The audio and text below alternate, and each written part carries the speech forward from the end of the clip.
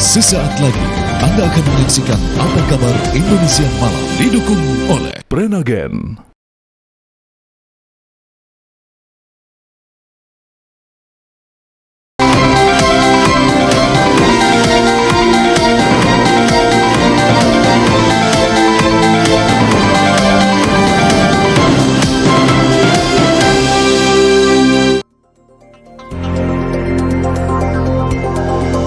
Assalamualaikum warahmatullahi wabarakatuh. Halo, selamat malam pemirsa Apa Kabar Indonesia Malam, kembali menemani istirahat malam hari Anda. Di malam hari ini, saya dan juga Ken akan membawakan dua dialog untuk Anda. Yang pertama, kita akan melihat mengenai kesiapan debat Capres dan Cawapres. Karena sempat sebelumnya diragukan kemampuan Gibran Raka Buming Raka mampu tidak ikut berdebat, tapi tampaknya sudah mulai kelihatan tajinya. Karena sudah melontarkan kritikan untuk Ganjar Pranowo, khususnya mengenai pengadaan atau fasilitas komputer di Jawa Tengah yang dikatakan jadul. Langsung ditanggapi oleh Ganjar, berarti siap dong untuk ikut debat Cawapres, seperti itu. Kalau ya, tidak jauh membahas mengenai calon presiden nomor urut 3 Ganjar Pranowo yang agenda kunjungannya ini bisa sama seperti agenda kunjungan Presiden Republik Indonesia Joko Widodo. Apakah memang benar agenda kunjungan kerja Presiden Joko Widodo yang bocor atau siapa kemudian yang mengekor? Kami akan membahasnya selengkapnya untuk Anda di Apa Kabar Indonesia Malam.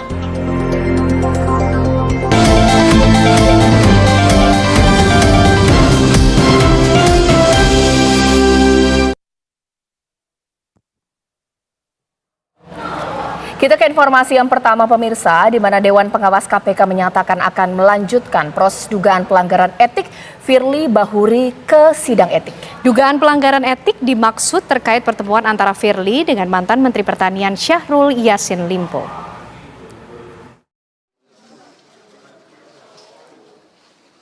Usai melakukan proses panjang dengan memeriksa sejumlah saksi, Dewan Pengawas Komisi Pemberantasan Korupsi menyatakan pihaknya akan melanjutkan proses dugaan pelanggaran etik Ketua KPK nonaktif Firly Bahuri ke sidang etik. Dewas KPK menilai Firly diduga melanggar beberapa kode etik KPK seperti pertemuan Firly dengan Syahrul Yassin Limpo hingga perihal penyewaan rumah di Jalan Kertanegara nomor 46 Jakarta Selatan. Pemeriksaan pendahuluan yang kami lakukan terhadap semua orang yang sudah kami klarifikasi bahwa ada beberapa dugaan pelanggaran etik yang akan kami lanjutkan ke persidangan etik, yaitu perbuatan yang berhubungan dengan pertemuan antara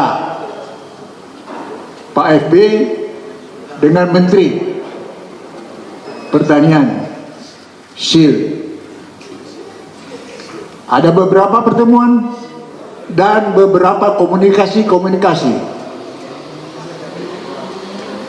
Itu satu.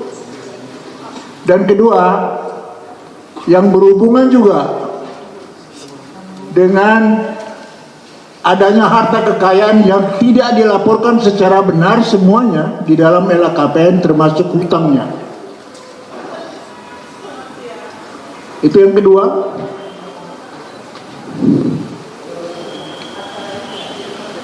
Dan ketiga juga ada yang berhubungan dengan penyewaan rumah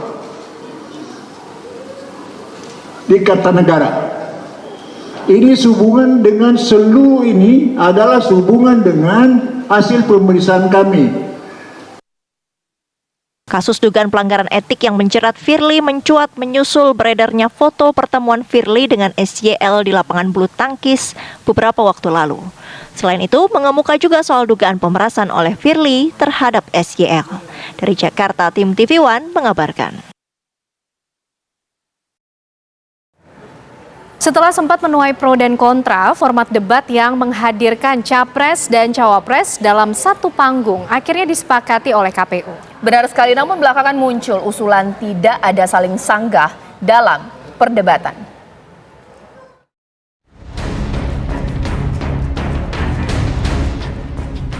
Di tengah polemik format debat Pilpres 2024, Komisi Pemilihan Umum akhirnya memutuskan teknis debat, yaitu Capres-Cawapres berada di panggung debat secara berdampingan. Namun akan dibedakan porsi bicara untuk Capres dan Cawapres.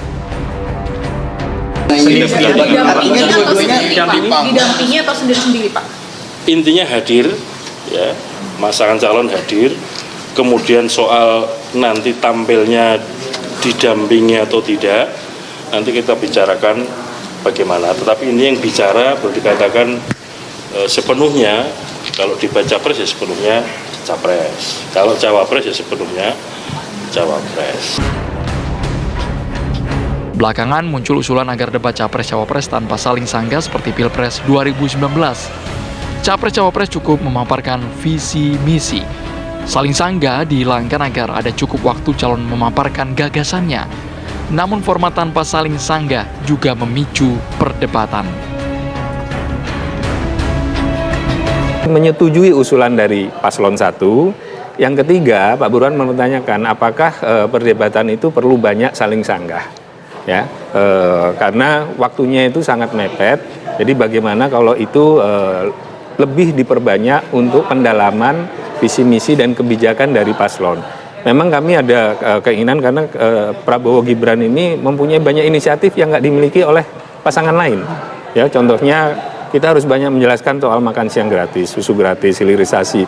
Nah, itu hanya bisa dilakukan kalau waktu untuk menjelaskan itu lebih panjang. Tapi kita nggak usul menghilangkan, dikurangi, ya kalau bisa dihilangkan boleh juga gitu. Jadi isinya sebenarnya bukan usulan yang, ini sesuatu usulan yang harus ngotot banget, enggak. Cuman usulan untuk memperbaiki format debat, supaya masyarakat itu lebih mempunyai informasi tentang program apa. Karena kan kita sering mendengar debat antar politisi, debat antar tokoh, itu akhirnya jadi saling silang, jadi debat kusir yang nggak karu-karuan. Masyarakat memperoleh tontonan, tapi substansinya kan jadi hilang. Nah, harus ada saling sanggahnya dong. Kalau bukan ada saling sanggahnya, itu namanya guru di depan kelas. Itu pun kadang murid masih bisa menyanggah. Nah, saya berharap debat seperti yang tahun-tahun lalu, setiap pasangan memang diberi hak untuk menyanggah pikiran dari pasangan yang lain. Menurut saya, aturan yang sudah ada dijalankan saja, tidak usah diintervensi oleh kekuatan lain untuk misalkan menghilangkan mutu dari debat. Dan saya pikir debat ini adalah rangkaian saja dari sebuah proses pemilu untuk hak publik mendapatkan informasi yang lengkap terkait visi dan misi masing-masing pasangan capres. KPU akan menggelar total 5 kali debat Capres-Cawapres. Debat perdana akan berlangsung pada Selasa 12 Desember 2023 mendatang. Adapun tema debat perdana yang diangkat yakni mengenai isu hukum, hak asasi manusia, pemerintahan, pemberantasan korupsi, dan penguatan demokrasi. Tim TV One mengabarkan.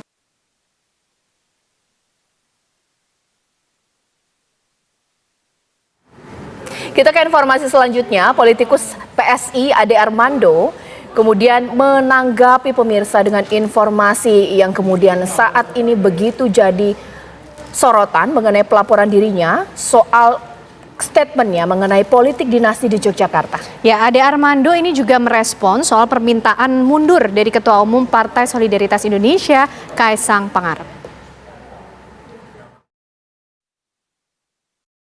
Politikus PSI Ade Armando menyatakan belum menerima soal pelaporan dirinya ke Polda Daerah Istimewa Yogyakarta. Ade dilaporkan oleh Aliansi Jogja Istimewa karena dianggap memicu kegaduhan soal pernyataan politik dinasti di Yogyakarta. Sampai saat ini saya belum pernah memperoleh langsung gugatan tersebut, sebelum membacanya langsung atau belum dihubungi oleh pihak kepolisian secara langsung. Tapi kalau memang harus ada proses hukum yang harus saya jalani, seperti biasa saya akan jalani proses hukum itu secara baik sebagaimana yang diwajibkan pada setiap warga negara Indonesia. Menyusul kegaduhan tersebut, Ketua Umum Partai Solidaritas Indonesia Kaisang Pangarep menyatakan kader PSI yang tidak menaati konstitusi dipersilakan keluar dari PSI. Ade Armando mengapresiasi pernyataan Kaisang. Saya pikir itu sebuah pernyataan yang sangat baik dan saya sendiri harus menyatakan bahwa saya tidak pernah berniat untuk bertentangan dengan undang-undang dan undang-undang dasar ataupun aturan-aturan dalam PSI. Dan kalaupun memang saya dianggap ternyata menyalahi aturan yang ada dan bertentangan dengan undang-undang, tentu saja saya siap menerima sanksi apapun dari Ketua Umum atau dari DPP PSI. Saya rasa wajar sekali bila seorang ketua umum seperti Mas Kaisang itu menyatakan Menyusul kegaduhan tersebut, Ketua Umum Partai Solidaritas Indonesia Kaisang Pangarep menyatakan kader PSI yang tidak menaati konstitusi dipersilakan keluar dari PSI. Ade Armando mengapresiasi pernyataan Kaisang. Tegas yang baik, karena memang sebagai seorang ketua umum, beliau punya kewajiban dan kewenangan untuk menjaga agar partainya itu selalu taat pada konstitusi dasar ataupun aturan-aturan. Kegaduhan dipicu pernyataan Ade Armando yang menyinggung Yogyakarta menjalankan politik dinasti. Pernyataan diunggah Ade Armando di akun media sosialnya. Tim TV One mengabarkan. Dari Ketua Umum atau dari DPP PSI. Saya rasa wajar sekali bila seorang ketua umum seperti Mas Kaisang itu menyatakan bahwa siapa yang nggak mau mengikuti aturan, ya, tidak mau mengikuti undang-undang di Indonesia ini, untuk keluar saja dari PSI. Saya rasa itu adalah sebuah pernyataan yang tegas, yang baik, karena memang sebagai seorang ketua umum, beliau punya kewajiban dan kewenangan untuk menjaga agar partainya itu selalu taat pada konstitusi. Kegaduhan dipicu pernyataan Ade Armando yang menyinggung Yogyakarta menjalankan politik dinasti. Pernyataan diunggah Ade Armando di akun.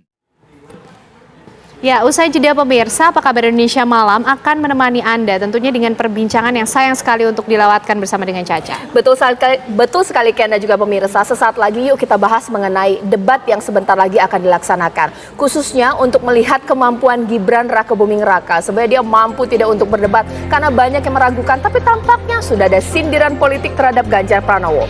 Sesaat lagi di Apa Kabar Indonesia Malam. Pemirsa, ini dialog pertama di Apa Kabar Indonesia Malam hari ini. Anda pasti tahu bahwa seluruh masyarakat Indonesia saat ini sedang menantikan debat Capres dan Cawapres. Debat perdana akan dilaksanakan tanggal 12, itu artinya beberapa hari lagi. Sebelum debat dilaksanakan, tampaknya sudah mulai panas saling sindir-menyindir pemirsa. Tapi di luar prediksi, sindiran ini justru dari pihak yang dianggap gak berani untuk berdebat. Siap lagi kalau bukan Gibran Rakebuming Raka yang sudah berani menyindir Ganjar Pranowo soal fasilitas komputer di Jawa Tengah yang katanya jadul pemirsa. Langsunglah ditanggapi oleh Ganjar Pranowo. Wah, berarti masnya sudah siap berdebat. Itu yang akan saya bahas di Apa Kabar Indonesia Malam hari ini. Dan juga isu-isu debat lainnya pemirsa. Di Studio TV One sudah hadir pengamat politik kita Mas Adi Praetno. Selamat malam, Assalamualaikum. Waalaikumsalam warahmatullahi wabarakatuh. Selamat malam Caca. Dan sekarang saya juga sudah bersama dengan juru bicara dari tim pemenangan Ganjar Mahfud di sini, Mas Ciko Hakim. Selamat malam, Assalamualaikum. Waalaikumsalam, Caca. Ya. Di lewat sambungan Zoom pemirsa, saya juga sudah mendengar dan melihat ini Mbak Putri Komarudin merupakan tim pemenangan dari Prabowo Gibran. Mbak Putri, selamat malam, Assalamualaikum. Waalaikumsalam warahmatullahi wabarakatuh. Selamat malam Mbak Caca, Mas Ciko, dan Mas Adi. Baik, sekarang saya ke Mbak Putri dulu nih, karena sebelumnya sempat diragukan, nggak berani ikut debat, karena kemarin TV One bikin debat Cawapres, Mas Gibran kan nggak datang ya. Tiba-tiba ada sindiran untuk Pak Ganjar. Ini maksudnya apa ini? Udah indikasi bahwa siap berdebat atau seperti apa? Ya, sebenarnya kan seperti yang sering disampaikan juga oleh kami di tim kampanye. Jadi Pak Prabowo dan Mas Gibran itu kan keduanya masih menjalankan tugasnya sebagai pejabat publik. Yang satu sebagai Menteri Pertahanan, Mas Gibran sebagai Wali Kota Solo. Jadi memang harus membagi tugas antara komitmen beliau berdua untuk tetap menjalankan amanahnya sebaik-baiknya dengan kampanye dan juga debat. Jadi bukan tidak mengindahkan undangannya dari TV One tentunya, tapi memang karena ada komitmen pekerjaan yang tidak bisa ditinggalkan oleh beliau, sehingga nanti beliau pasti akan langsung menghadiri debatnya yang di KPU. Dan yang kedua berikutnya juga terkait dengan kritik tentang SMK kemarin, itu kan sebenarnya juga bentuk kepedulian dari Mas Gibran terkait dengan fasilitas SMK yang ada di wilayahnya beliau sebagai wali kota. Dan memang kita tahu SMK itu adalah ranah dari pemerintah provinsi. Jadi dalam hal ini justru kita juga melihat bagaimana perhatiannya Mas Gibran terhadap generasi muda kita yang dicetak lulusannya dari SMK. Dan sebenarnya kan SMK ini sangat strategis untuk kita bisa mengoptimalkan bagaimana lulusan SMK ini bisa langsung bekerja dan nantinya menekan angka pengangguran. Jadi maka dari itu beliau kemarin menyampaikan bahwa fasilitas SMK itu perlu di-upgrade, baik itu dari kurikulum sampai dengan infrastrukturnya dan juga alat-alat yang dibutuhkan di situ, sehingga ini menjadi reminder sebenarnya bukan hanya untuk pemerintah Provinsi Jawa Tengah, tapi juga untuk kepala daerah di seluruh Indonesia, supaya SMK ini benar-benar bisa diperbaiki, ditingkatkan kualitasnya, dan juga bisa memastikan bahwa kita bisa mencetak lulusan SMK yang berkompetensi dan juga menjadi lulusan yang terbaik dan juga siap kerja. Jadi kemarin juga Mas Gibran sebenarnya sempat menyampaikan pengalamannya di beberapa SMK yang ada di Solo, di mana beliau bekerja sama dengan donatur di dunia industri juga, dan akhirnya SMK tersebut bisa mempunyai peralatan yang paling up to date dan akhirnya bisa bersaing dengan lulusan dari sekolah menengah lainnya. Dan ini kan akhirnya mereka mempunyai kemampuan untuk bisa menjawab tantangan permintaan dari industri sesuai dengan kebutuhan. Jadi sebenarnya di sini beliau ingin menitik beratkan bahwa SMK ini seharusnya sudah bisa menyetarakan apa yang menjadi kebutuhan dari industri, dan apa yang dipelajari di SMK ini haruslah bisa langsung bermanfaat, bisa langsung diserap di industrinya. Makanya kemarin beliau juga menceritakan pengalamannya waktu di Solo terkait dengan ini. Jadi ya memang ini poin perbaikan yang baik untuk semua pihak, yang mana tentu perlu kita jadikan perhatikan nanti, dan pasti akan beliau sampaikan di debat Pilpres juga nantinya. Baik, sekarang dijawab saja langsung Mas Ciko, di antara semua sekolah yang disorot sekolah di bawah naungan tanggung jawab Pak Ganjar. Ini mengandalkan bahwa daerah sendiri aja nggak mampu, apalagi Indonesia. Ini seperti apa ini cawapres langsung kritik capres? Sebenarnya nggak begitu. Jadi pada prinsipnya kita justru cukup bahagia bahwa Mas Gibran mulai membuka mulutnya untuk membicarakan hal-hal yang sifatnya substantif, ya kan? Nah ini yang kita tunggu-tunggu, dan jadi juga karena kan kita lihat pasangan Prabowo dan Gibran ini cukup out of the box cara kampanyenya. Ketika sebelum musim kampanye udah mulai ngumpulin kepala desa, ketika hari pertama kampanye dia memilih kerja daripada kampanye. Nah ini udah mulai ada hal-hal yang aneh ketika disuruh bicara dia memilih joget dan lain-lain ya. Tapi ini yang kita tunggu-tunggu, pemilu dan kampanye pemilu yang substantif, dan Pak Ganjar sendiri juga tidak keberatan dengan kritik itu, dan nanti mudah-mudahan bisa dibahas di arena debat apakah betul 100% itu cerita sesungguhnya atau ada kekurangan cerita di situ, ya kan, di mana karena sebetulnya Pak Ganjar terlibat langsung juga berdua dengan sang wali kota, dan saya rasa juga banyak kegiatan-kegiatan yang di kota-kota lain maupun kabupaten lain yang punya inisiatif adalah dari bupati atau wali kota, dan juga tetap didampingi oleh Pak Ganjar dalam merealisasikannya. Nah, tapi itu biarkah mereka yang berdebat nanti, itu bukan ranah kita di sini untuk berdebat tentang itu. Tapi pada prinsipnya core-nya adalah kami senang bahwa cawapres Gibran yang selama ini dianggap minim dalam segala hal, minim dalam pengalaman, wawasan maupun intelektualitas, tapi juga sudah mulai berani mengkritik dan menyampaikan apa yang pernah dilakukannya. Walaupun Putri Komarudin lebih elaboratif daripada seorang Gibran yang menjelaskannya ya. Mungkin Mas Gibran sendiri belum tentu secerdas itu bisa menjelaskan soal SMK dan bagaimana itu bisa bekerja untuk memajukan pendidikan di daerah-daerahnya. Tapi kita lihat, makanya ini yang sangat pentingnya perdebatan di KPU nanti. Nah, kita lihat nanti bagaimana. Ditanggapi dong Mbak Putri. Mbak Putri, ini kritik ini memang baru kali ini kita dengar. Tapi Mas Gibran ini tahu konten tidak? Dan apakah cuman yang disorot adalah sekolah yang ada di Jawa Tengah tadi, di Surakarta? Sekolah tuh banyak Mbak, se-Indonesia Raya. Kalau masalah fasilitas seperti apa? Ya, yang kedua ya makasih ya Mas Ciko nih, kalau uji emang bisa aja, biasalah Mbak, pengalaman beliau. Nah, Jadi permasalahannya terkait dengan konten dari sekolah ini kan sebenarnya juga kemarin yang beliau bahas itu bukan hanya dari SMK, jadi dari mulai industri kreatif, anak-anak sekolah yang sudah memulai usaha di Solo itu kan juga beliau bahas. Cuman memang kemarin benar beliau menyampaikan kritik yang soal SMK juga, dan sebenarnya ini juga bersifat sebagai pengingat yang tadi sudah saya sampaikan di awal untuk kepala daerah yang lain, karena memang kita tahu juga kebutuhan industri itu kan setiap tahunnya selalu berubah.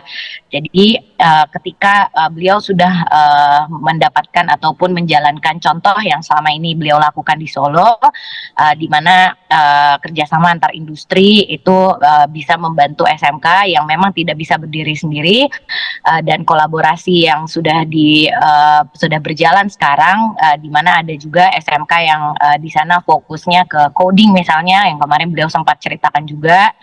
Terus ada juga yang dibantu dari segi alat-alat masak untuk industri F&B misalnya, dan banyak juga sektor-sektor lainnya yang sudah diakomodir di SMK yang beliau bina.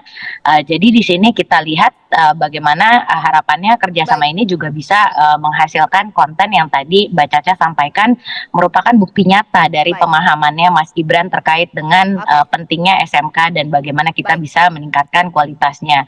Jadi kalau contoh-contoh yang berhasil di Solo ini bisa diterapkan di level nasional, tentunya nanti akan sangat baik. Dan kita bisa memastikan ini bisa menekan angka pengangguran kita dan melepaskan ketergantungan kita dengan industri yang sifatnya lebih volatile seperti Baik, sekarang Mbak Putri. ini. Iya, ditahan dulu. Saya ke Mas Adi Prayitno. Ini perdebatan hanya satu momen ya, atau satu isu saja. Tapi apakah ini kemudian menghantarkan kita pada kesimpulan Gibran siap berdebat? Karena sempat ada keraguan itu ya. Putri berdebat. Ya, saya kira kalau mau jujur sebenarnya debat capres dan cawapres siapapun yang ikut bertanding pasti siap. Jangankan ini perdebatan yang akan disaksikan oleh begitu banyak jutaan penduduk di Indonesia. Kita presentasi kuliah di kelas saja itu preparationnya cukup panjang, cari bahan, kemudian bagaimana tentang metodologi dan seterusnya. Saya kira Gibran yang selama ini dipersepsikan takut debat, tidak mau hadir dalam acara-acara yang dilakukan oleh ormas dan kelompok-kelompok civil society termasuk mahasiswa, saya termasuk yang meyakini pastinya akan siap untuk adu gagasan, adu pikiran nanti di kontestasi pertama hari Selasa dalam debat kandidat Pilpres. Yang menarik adalah debat kandidat ini kan sangat kaku dan bahkan garing ya, karena begitu banyak aturan-aturan main sehingga para capres dan cawapres ini tidak explore soal bagaimana seluruh kemampuannya. Saya justru berharap di luar debat resmi yang dilakukan oleh KPU selama 5 kali berturut-turut itu, perdebatan-perdebatan semacam ini menurut saya bagus. Gibran misalnya mengkritik bahwa komputer di Jawa Tengah di SMK itu jadul. Itu kan perdebatan-perdebatan yang di luar konteks politik yang dilaksanakan oleh KPU, tinggal ditanggapi oleh kubunya Ganjar. Dan besok kita berharap Amin pun juga dikritik. Ini loh Amin, gubernurnya adalah gubernur kata-kata, lihat di Jakarta misalnya. Kan itu yang sebenarnya sedang ditunggu betul. Kalau berhadap sesuatu yang cukup eksplosif terkait dengan perdebatan di Pilpres nanti, jangan mendapatkan apapun, tak mungkin mendapatkan yang cukup komprehensif, detail, objektif dan ilmiah dalam perdebatan dilaksanakan oleh KPU. Kenapa? Karena aturannya kaku dan rigid. Loh, moderatornya aja nggak boleh nyela, moderatornya aja nggak boleh memberikan kesimpulan. Bagaimana akan ada debat? Apalagi ada usulan nanti di debat capres itu tak ada sanggahan antar paslon. Ini semacam majlis talim gitu ataupun khotbah-khotbah yang sering kita dengarkan di berbagai tempat, sehingga pertengkaran ide, narasi gagasan yang saling bersilang itu tidak mungkin bisa kita dapatkan. Oleh karena itu debat yang dilakukan oleh KPU bagi saya hanya sebatas formalitas, menggugurkan kewajiban undang-undang yang secara substantif pastinya semua orang tidak akan bisa menikmatinya. Oleh karena itu di luar perdebatan inilah mestinya Gibran, Pak Prabowo, kemudian Ganjar, Pak Mahfud, kemudian Anies dan Muhaimin harus mulai saling terbuka kepada publik soal pertama apa yang akan mereka lakukan, yang kedua itu soal dalam tanda kutip kelemahan masing-masing. Pak Mahfud misalnya per hari ini bicara mengkritik tentang Indonesia Emas 2045. Kata Pak Mahfud, dulu Pak Prabowo bilang 2030 Indonesia bubar. Kok bisa sekarang bicara Indonesia Emas 2045? Ini kan semacam serangan-serangan permulaan sebenarnya, warming up menuju perdebatan pertandingan pilpres yang debat kandidatnya akan dilaksanakan pada hari Selasa mendepan. Saya kira di situ poin saya, Cak.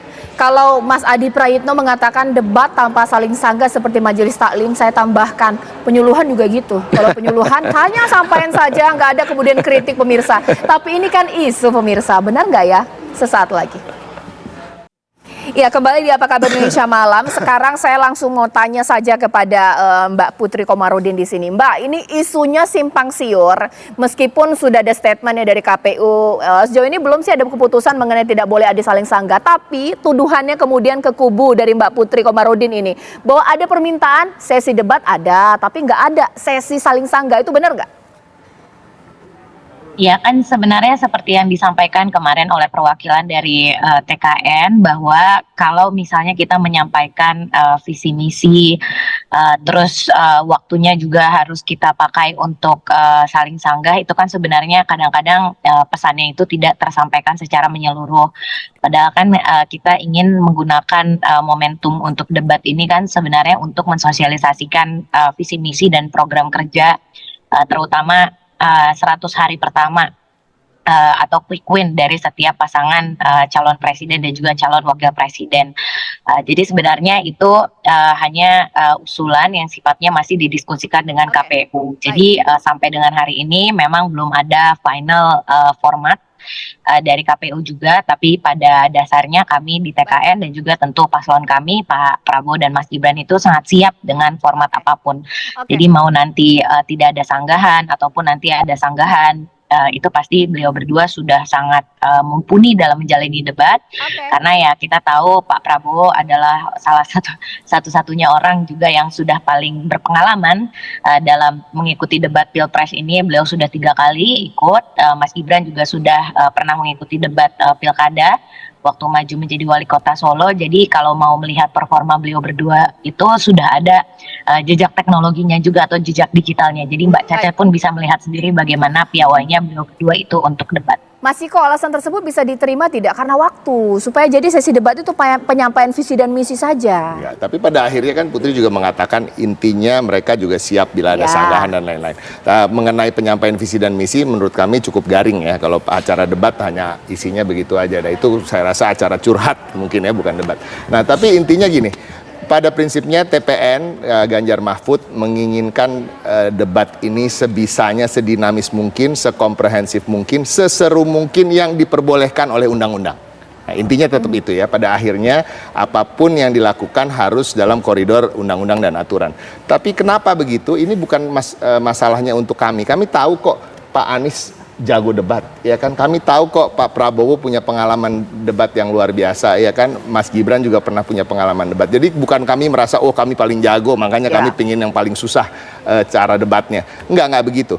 Ini demi rakyat. Jadi rakyat punya hak yang kita harus berikan secara maksimal agar mereka bisa menilai secara utuh kemampuan, wawasan, gagasan, kestabilan emosi daripada capres dan cawapresnya, dan ini bisa terlihat semua ketika mereka berdebat di atas panggung. Nah, mudah-mudahan ini yang akan diberikan oleh KPU, dan saya rasa tadi sudah disampaikan oleh Putri bahwa semuanya intinya siap.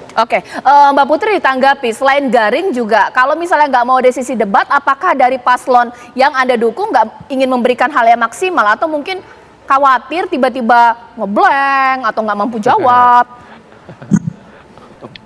Ya, di berbagai kesempatan juga sebenarnya kita sudah tahu lah ya kualitas dari Pak Prabowo dan Mas Gibran ini, karena memang Pak Prabowo sudah sangat senior, sudah banyak jabatan publik yang beliau emban, dan di beberapa forum beliau dengan lugas memperlihatkan visi beliau ke depannya. Jadi sudah membicarakannya bukan di level teknis, tapi sudah ke dalam tataran visi negara Indonesia 2045. Mas Gibran juga dengan gayanya yang sangat anak muda, dinamis, dan sangat inovatif dalam menyampaikan program kerjanya, pencapaiannya di Solo juga, ya beliau juga tentu sangat siap untuk mengikuti debat dalam format apapun. Jadi ya ketika kita lihat mereka berdiskusi di dalam forum-forum juga sebenarnya itu bisa terlihat juga sekali berapa pasangan calon yang kita usung ini. Jadi ya Mbak Caca mungkin nanti bisa juga menjadi moderator debat supaya bisa lihat langsung performanya Mas Gibran sama Pak Prabowo seperti apa. Gitu. Oke. Nah Mas Ciko, mungkin sepakat juga saya dengan Mbak Putri bahwa debat kusir juga nggak baik kan. Kita bahas teknis juga untuk apa begitu dalam debat yang sesinya sangat singkat, Mas Ciko? Saya rasa kita bisa lihat dari 6 paslon ini, 6 sosok figur yang akan menjadi pemimpin-pemimpin di negeri ini bukan yang tipe yang akan berdebat secara kusir ya, berdebat kusir ya. Pada prinsipnya mereka juga orang-orang yang punya pengetahuan yang cukup, kesantunan yang cukup, ya kan, menjunjung tinggi etika dan moralitas. Jadi saya rasa tidak harus sampai ke soal debat kusir. Nah kita akan, tapi pada prinsipnya gini, ketika kita menyampaikan satu visi dan misi, itu harus diuji. Nah cara mengujinya gimana sih? Cara mengujinya adalah disanggah, ya kan? Untuk mengatakan bahwa gagasan gue loh yang lebih baik daripada gagasan lo, dan kenapa menurut lo itu tetap lo ngotot itu yang terbaik. Nah ini harus bisa diuji. Bagaimana kalau terjadi ini tidak sesuai rencana, apa yang akan dilakukan, dan hal-hal seperti itu perlu diketahui oleh publik. Mas Adi Praitno, ditanggapi dong, sebenarnya sesi saling sanggah dalam debat ini sebenarnya esensial tidak sih? Kan debat itu ada dua hal. Pertama, hal-hal yang sifatnya substantif ini di luar soal menang-menangan dan elektabilitas. Artinya gagasan-gagasan yang disampaikan oleh masing-masing kandidat ini penting untuk diekspos dan disampaikan kepada publik sekuat apa narasi dan argumen mereka, dan yang paling penting argumen mereka itu apakah terukur dan bisa dipertanggungjawabkan. Karena debat kandidat itu kalau cuman sifatnya retoris, bluffing, itu kan sangat kelihatan dia tanpa dibarengi oleh data-data yang cukup komprehensif dan solid. Oleh karena itu bagi saya, Cak, seorang pemimpin di republik ini, dia harus mampu mengaksentuasi semua narasi-narasi besarnya bahwa dia adalah sosok pemimpin yang sangat layak untuk menjadi presiden dan wakil presiden Republik Indonesia. Saya tidak mau membanding-bandingkan dengan Soekarno dan Hatta yang saya kira pidato dan retorika politiknya luar biasa, kejauhan. Tapi setidaknya publik melihat expose dari nomor 1, nomor 2, dan nomor 3. Bagaimana ketika mereka menyampaikan visi dan gagasan besarnya tentang Indonesia. Baru yang kedua bicara tentang debat kandidat ini, apakah ada faedah elektoralnya atau tidak. Bagi saya ada. Kalau kita mengacu pada hasil Pilpres 2019 yang lalu, ada sekitar 36% masyarakat yang menyatakan nonton debat kandidat, dan di antara 35% itu sekitar 5-10% sangat mungkin akan mengubah pilihan politiknya. Jadi dalam konteks inilah kemudian debat kandidat itu dianggap urgen, dianggap penting, dan sangat begitu banyak dinanti oleh publik. Tapi overall di atas segala-galanya bagi saya, Cak, debat kandidat soal formatnya seperti apa, teknisnya seperti apa yang saat ini sedang dikomunikasikan oleh KPU dengan masing-masing calon. Saya kira kalau kita mau sederhanakan, ini semuanya bermuara terkait dengan bagaimana kesiapan Mas Gibran Rakabuming Raka. Kalau Anies Baswedan, orang sudah tahu, sering bicara, sering melihat debatnya, suka tampil di forum-forum, apalagi Muhaimin Iskandar, ketua umum partai yang cukup lama, mantan aktivis, sejak mahasiswa juga sedang debat dimanapun. Begitupun dengan Pak Prabowo Subianto, semua orang tak ada yang bisa meragukan bagaimana Pak Prabowo sering tampil di forum-forum internasional, forum-forum besar, debat kandidat presiden 2 kali, pernah jadi wakilnya Mbak Mega, sering juga ikut debat, dan terusnya. Tapi sekali lagi, Mas Gibran ini adalah paling banyak ditunggu oleh publik. Betul pernah ikut debat kandidat di Wali Kota Solo, tapi dalam konteks bertanding secara ide dengan figur-figur lain yang dinilai punya pengalaman, sekali bertokoh nasional, inilah yang sepertinya sedang ditunggu betul. Termasuk misalnya Pak Ganjar 2 kali jadi gubernur, kita bisa sering melihat bagaimana percakapannya. Pak Mahfud apalagi, jangan tanya, ini kan peluru tanpa kendali katanya, yang disampaikan oleh Pak Mahfud kan klaimnya. Oleh karena itu, dulu saya melihat ketika ada pertandingan antar cawapres, terutama Kiai Ma'ruf Amin dan Sandi, saat itu orang melihat pertandingan antara Kiai Ma'ruf Amin dan Sandi ini akan dimenangkan oleh Sandi 10-0. Karena Kiai Ma'ruf Amin dinilai tidak punya bakat, tidak punya kemampuan, dan tidak punya kemampuan untuk debat kandidat di pentas nasional. Tapi nyatanya saat debat kandidat skornya justru jauh lebih meyakinkan Kiai Ma'ruf Amin ketimbang Sandiaga Uno. Apalagi misalnya ketika bicara tentang ekonomi syariah, Kiai Ma'ruf itu cukup fasih mengungkapkan dalil-dalil agama berdasarkan Al-Quran dan hadis, sesuatu yang agak sulit untuk diimbangi oleh Sandiaga Uno. Oleh karena itu, kalau kita meletakkan di mana format perdebatan ini sebenarnya bermuara pada di mana publik sedang menunggu betul performa politiknya dari Mas Gibran Rakabuming Raka yang dalam tanda kutip dipersepsikan takut debat, siapa tahu nantinya di perdebatan pertama, kedua, ketiga, dan keempat, dan kelima memberikan kejutan-kejutan yang cukup luar biasa. Saya kira tim suksesnya, tim pemenangan akan menyiapkan begitu banyak amunisi terkait dengan materi perdebatan itu. Jadi bagi saya, mau debat didampingi, mau saling sanggah ataupun tidak, mestinya nggak diambil pusing. Ini 6-6-nya siap debat kok. Ini yang justru yang ribut tim sukses dan tim pemenangannya. Itu yang repot ya. Kan semua orang merasa sama, merasa kuat, sama-sama merasa solid untuk berargumen. Jadi ributnya di mana? Ya udah saling sanggah. Ya udah tampil satu-satu, head to head, nggak perlu ada pendamping masing. Itu kan menarik maksud saya. Jadi sebenarnya apa dari pernyataan dari Mas Adi Prayitno ini, meskipun kemasannya positif, justru mengarahkan debat ini dilakukan secara fair, dengan artian kalau didampingi ya nggak usah ngomong gitu pasangannya, khusus saja ya capres ya capres, cawapres ya capres, dan juga boleh saling sanggah. Karena yang ditunggu adalah kualitas dari masing-masing capres cawapres. Pertanyaannya, Gibran siap nggak ya sesaat lagi? Kembali lagi di Apa Kabar Indonesia Malam. Sekarang mungkin saya langsung saja ke Mbak Putri Komarudin. Mbak, di sini kan sudah dijelaskan oleh Mas Adi Prayitno.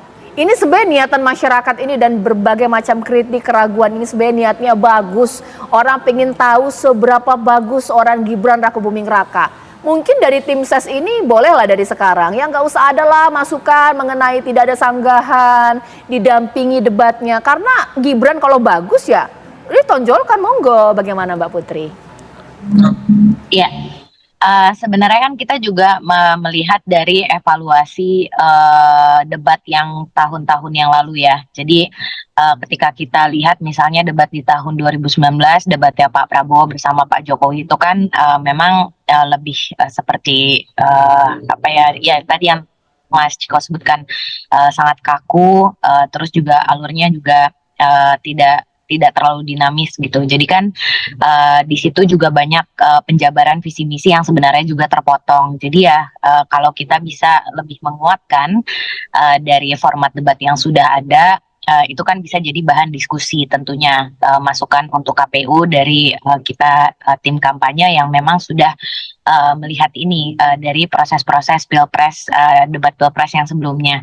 Tapi kan ini kembali lagi tadi kesepakatan antara ketiga paslon. Jadi paslon 01, 02, 03 memberi masukan, nanti KPU yang akan menggodok dan akan memfinalisasikan dari format itu sesuai dengan peraturan dan juga tentu apa yang menurut KPU adalah yang terbaik untuk masyarakat yang akan menonton nantinya, supaya tadi yang Mas Adi sampaikan, masyarakat bisa benar-benar mendengar masing-masing paslon ini akan mengusung apa dan bisa menentukan pilihannya. Jadi swing voters kita nanti bisa menentukan kemana arah dukungan mereka nanti.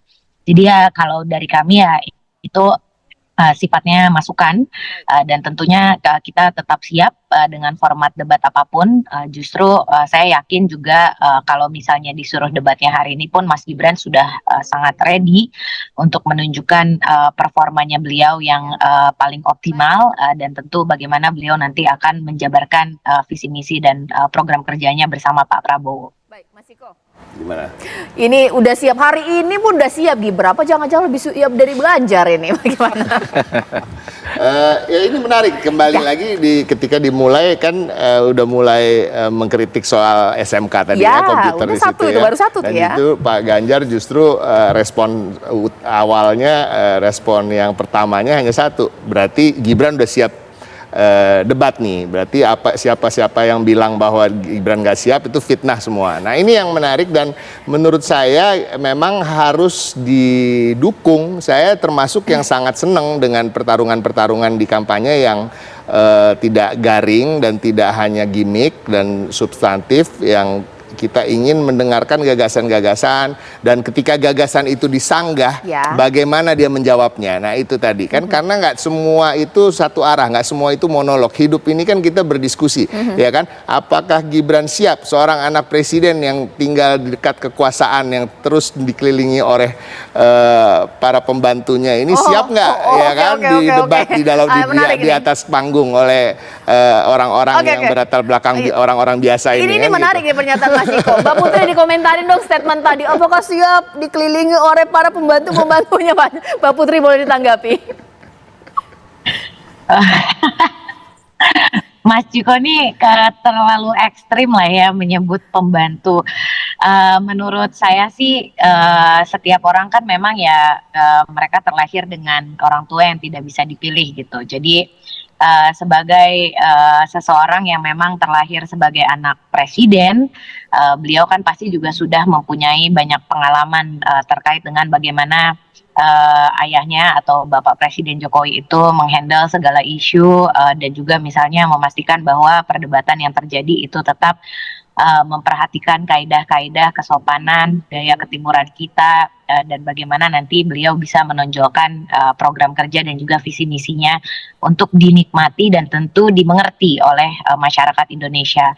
Karena kan komunikasi itu ya harus dua arah. Jadi kalau nanti paslon kita menyampaikan visi misi dengan bahasa-bahasa yang terlalu rumit, yang malah nanti yang menonton itu hanya minoritas saja yang bisa paham, sementara kelompok masyarakat yang mayoritas nanti justru tidak terlalu mengerti terkait dengan gagasan yang disampaikan. Tentu itu akan sangat disayangkan dan berarti debatnya itu tidak bisa mencapai tujuan akhirnya. Jadi ya saya sangat yakin Mas Ciko, kalaupun nanti Pak Ganjar dan juga Pak Mahfud misalnya berdebat dengan Pak Prabowo dan Mas Gibran, itu kita akan disajikan tontonan yang sangat indah, di mana beliau ini juga pasti akan memperlihatkan tingkat intelektualnya yang sesungguhnya, dan justru jadi inspirasi buat kita juga yang ada di lapangan ini supaya tetap memperhatikan politik yang aman, damai, dan tetap menghargai lawan main kita masing-masing. Mas Ciko justru paling siap, paling punya banyak pengalaman karena satu-satu cawapres yang bapaknya presiden.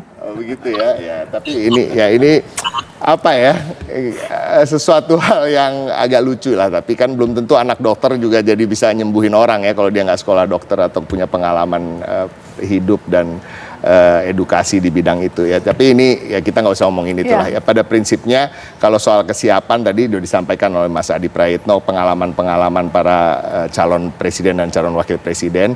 Tapi kan pengalaman ini juga masyarakat ingin melihat disuguhkan melalui perdebatan, ya kan, penyampaian visi, misi, dan gagasan, dan bagaimana respons mereka ketika mendapatkan sanggahan-sanggahan mengenai gagasan yang mereka sampaikan. Baik, Mas Adi Pray. Ya, bagi saya satu hal, saya khawatir semua calon ini hanya klaim bahwa paling siap untuk bertanding. Padahal dia tidak terlampau siap untuk menghadapi perdebatan yang sesungguhnya. Kalau siap betulan, Cak. Takut apa sih, salah ngomong atau apa sih? Di banyak hal substansinya takut tak dikuasai. Soal model komunikasi kepada publik, soal bagaimana ekspresinya. Orang kan nggak nyaman kalau disanggah. Apalagi sanggahannya itu to the point terkait dengan sesuatu yang dianggap menjadi kelemahan. Itu yang sebenarnya ingin dihindari betul oleh semua calon. Tapi yang saya katakan satu hal, kalau nomor 1, 2, dan 3 udah siap, model apapun debatnya mestinya sudah siap, Cak. Nggak perlu usul ini harus didampingi ke panggung, misalnya debatnya itu harus tak ada saling sanggah. Udah kalau siap itu udahlah apa yang diputuskan oleh KPU. Pakai bahasa Inggris oke, bahasa Arab oke, bahasa Madura oke, baca kitab kuning oke, disuruh adzan oke, jualan martabak, bikin martabak oke, kipas-kipas sate juga oke. Jadi nggak perlu ribut-ribut bagaimana format debatnya. Saya kira yang penting debatnya itu adalah fokus, substantif, dan mengena pada persoalan. Supaya ada ujungnya ya perbincangan kita hari ini. Kalaulah debat tiba-tiba ada salah ngomong, ada ekspresi yang berbeda, ada ekspresi yang kurang pantas, ngaruh nggak sih dengan orang milih atau nggak jadi milih? Saya kira nggak ngaruh ya, tidak ngaruh secara signifikan. Karena kalau ada slip tongue, salah ngomong, salah diksi, tugas dari tim sukses, bahasanya Bang Ciko, tugas dari para pembantunya untuk mengamplifikasi dan mengamankan segala-galanya. Hal-hal yang negatif dalam debat sehari 2 hari setelah itu akan menjadi sesuatu hal yang positif. Inilah letaknya kekuatan narasi politik yang akan dibangun oleh masing-masing konsultan dan tim pemenangan untuk menutupi kesalahan masing-masing, sambil lalu akan menonjolkan apa kekuatan dalam debat yang sudah disampaikan. Udah, ini sudah lazim kok, Jak. Artinya apa? Dalam masyarakat kita yang saya sebut fenomena echo chamber, masyarakat kita itu kan hanya mau menerima apapun informasinya yang sesuai dengan selera, sekalipun informasi itu buruk, dan sebaliknya. Apapun informasi itu kalau kita nggak suka akan kita tolak, sekalipun informasi itu positif. Oleh karena itu, jangan pernah takut salah dalam perdebatan, jangan takut salah melakukan ekspresi dan seterusnya, karena sesuatu yang buruk kalau dia dipoles, dipermak dengan baik, akan menjadi satu asupan politik yang sangat luar biasa. Disitulah kemudian tanggung jawab dari tim sukses. Kalau mau jujur, Cak, yang kerja hebat tim suksesnya ya. Iya, kalau mau jujur dan hebat, yang heboh dan keren bicaranya ini kan antar tim sukses, antar calon jaim-jaiman, nggak ada yang saling colek, nggak ada yang mau konfrontasi secara terbuka. Jadi sudahlah, nikmati perdebatan ini, anggap ini diskusi di kelas kayak kuliah biasa, salah benar itu biasa, ada yang ngurusi di belakang. Natural aja lah debat itu, tunjukkan bagaimana kemudian sosok dan kapabilitas masing-masing capres-cawapres. Tapi kita percaya bahwa format yang terbaik nanti akan menjadi disahkan oleh KPU. Kita tunggu saja pemirsa, informasi yang simpang siur ini nanti kan memang belum ada akhirnya juga keputusannya. Terima kasih Mbak Putri Komarudin, tapi Mas Adi Pray, Mas Ciko ini nanti masih akan bersama dengan rekan saya. Kita ganti pemain dulu pemirsa, tapi temanya berbeda mengenai dugaan saling buntut membuntuti. Ini dari agenda kerja Presiden dengan agenda kampanye dari salah satu pasangan capres. Nanti bersama rekan saya Ken Ane sesaat lagi.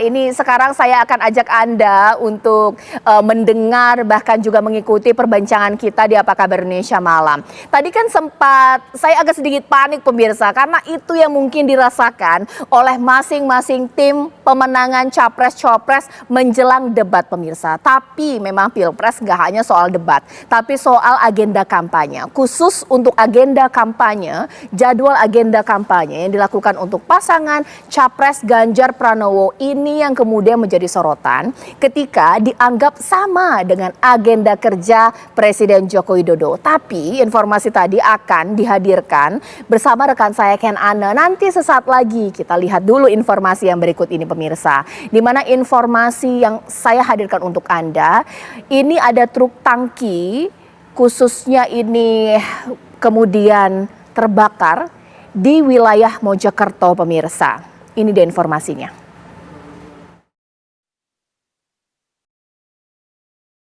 Kebakaran truk tangki terjadi pada pukul 20.30 waktu Indonesia Barat pada Kamis malam di Jalan Tol Jomo kilometer 673 350 jalur B. Api berkobar dan membumbung tinggi yang mengakibatkan seluruh kendaraan dari arah Surabaya menuju Nganjuk terhenti. Seluruh isi tangki tumpah akibat meledak. Kobaran api membakar metanol yang tumpah di lereng sisi kiri jalan tol. Akibat kejadian ini, kondisi truk tangki gandengan hancur.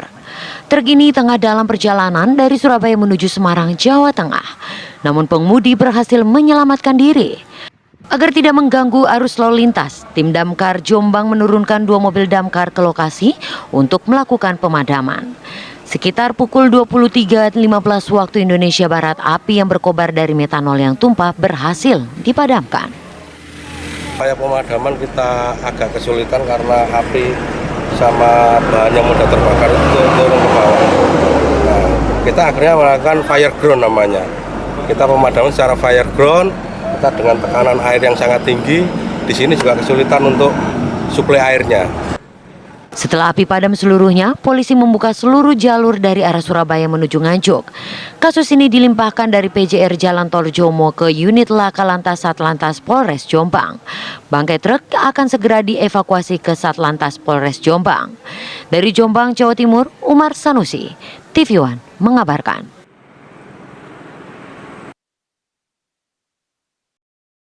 Kita ke informasi selanjutnya, di mana Rosdiana Sinaga, seorang ibu korban selamat dalam bencana banjir bandang dan longsor di desa Simangulampe, mendatangi lokasi tertimbun lumpur di mana ia terus memanggil nama anaknya yang terlepas dari genggamannya dan hilang hingga kini. Rosdiana Sinaga tak henti-hentinya memanggil nama kedua anaknya. Ia menangis sambil meminta kedua anaknya pulang. Juni dan Dino, keduanya terlepas dari genggamannya saat bencana dahsyat tersebut terjadi.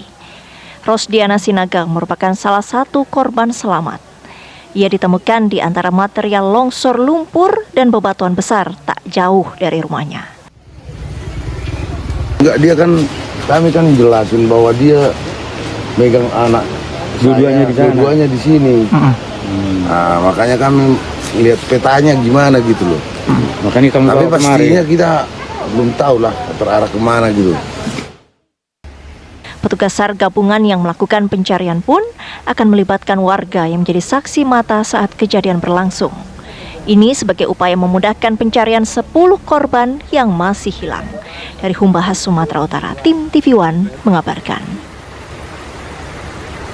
Pemirsa, apa kabar Indonesia Malam akan jeda sejenak dan nanti saat lagi akan kembali dengan dialog dari rekan saya, Ken Ane, yang nanti akan membawanya. Ken, ada tema apa nanti saat lagi? Ya, kami akan ajak Anda pemirsa untuk menyoroti bagaimana agenda kunjungan dari calon presiden nomor urut 3, Ganjar Pranowo, dan juga kunjungan kerja dari Presiden Joko Widodo yang saling susul ke daerah. Sebenarnya siapa yang mengekor siapa? Kita akan temukan jawabannya usai jeda di Apa Kabar Indonesia Malam.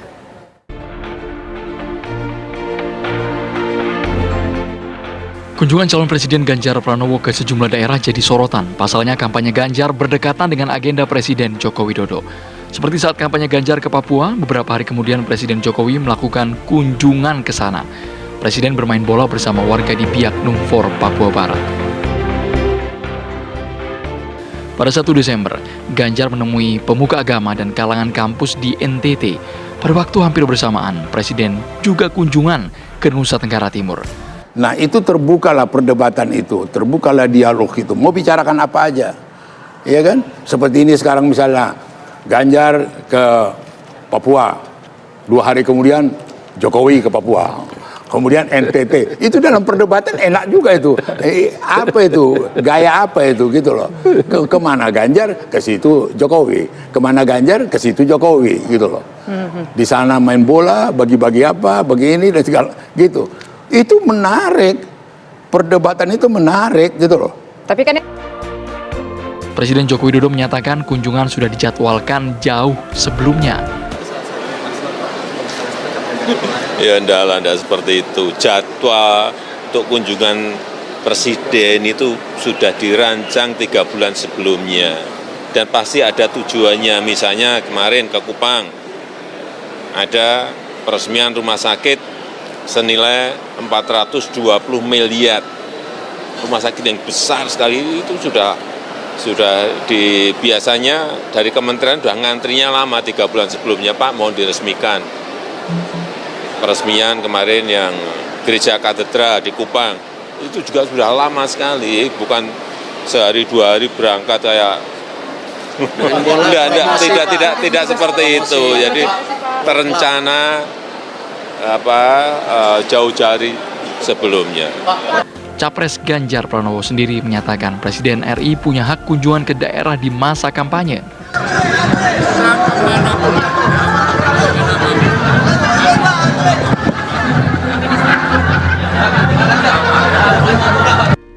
Kampanye Capres-Cawapres berdasarkan aturan KPU digelar 28 November 2023 hingga 10 Februari 2024. Tim TV One mengabarkan.